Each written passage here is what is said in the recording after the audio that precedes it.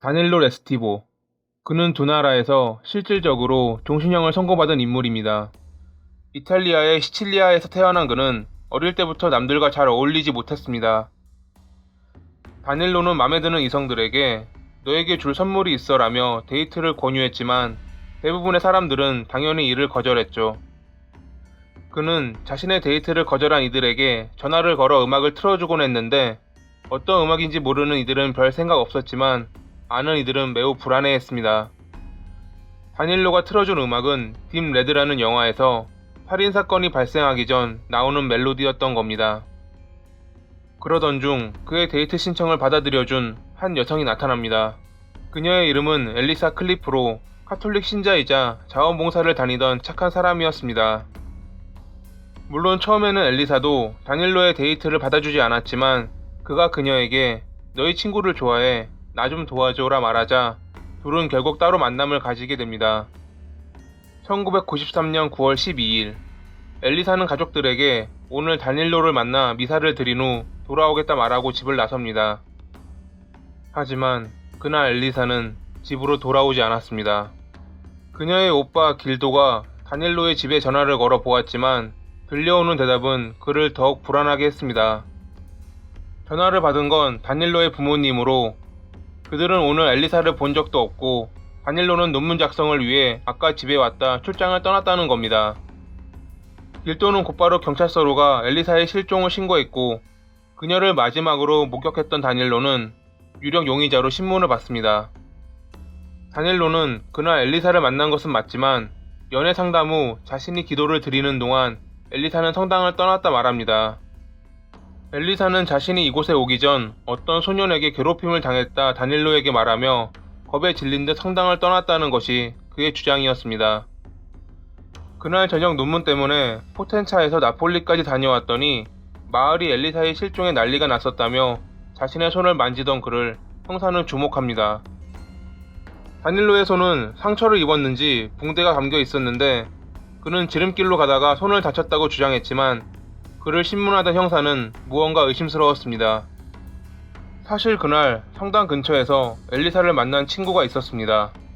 그녀는 엘리사가 다닐로를 만나고 30분 안에 돌아온다 말한 뒤 오지 않았다 증언합니다.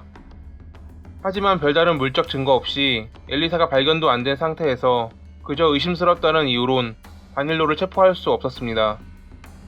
그렇게 세월은 흘러 2002년 5월 다닐로는 영국으로 떠납니다.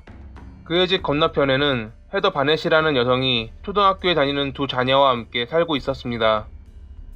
2002년 11월 6일 다닐로는 이웃인 헤더의 집에 방문했고 그날 헤더의 비상 열쇠는 사라졌습니다. 그로부터 6일 뒤인 11월 12일 헤더는 집안에서 사망한 상태로 발견됩니다. 사망 시각은 아이들의 등교 후로 범인은 처음부터 그녀를 노리고 들어온 듯 했습니다. 처음 영국 경찰은 다닐로를 그저 이웃 주민이라 생각했지만 과거 엘리사 실종 사건의 유력 용의자였던 것이 알려지자 그를 주목합니다. 집안에는 범인의 DNA가 남아있는 수건이 발견됐지만 당시 기술로는 명확히 범인을 가려낼 수 없었습니다. 다닐로는 신문을 받았지만 결국 무혐의로 풀려났고 그렇게 이번 사건도 흐지부지 끝나는 듯 했습니다. 하지만 경찰은 포기하지 않았습니다. 경찰이 그의 행동을 감시하는 동안 DNA 기술이 발전해 수건에 남아있던 DNA가 다닐로의 DNA와 일치한다는 증거가 나옵니다. 그러자 과거에 본 적 없던 수건이라 주장했던 다닐로는 11월 6일 헤더의 집에 방문했을 때 두고 온 자신의 수건이라 말을 바꿉니다. 법원은 검찰이 제공한 수건의 DNA가 다닐로의 것이 확실하지만 수건에 남은 DNA가 범인의 것이라는 확신은 없었기에 증거로 받아들이기에는 불충분하다는 결론을 내렸습니다. 다닐로는 자신의 승리에 취해 있었습니다.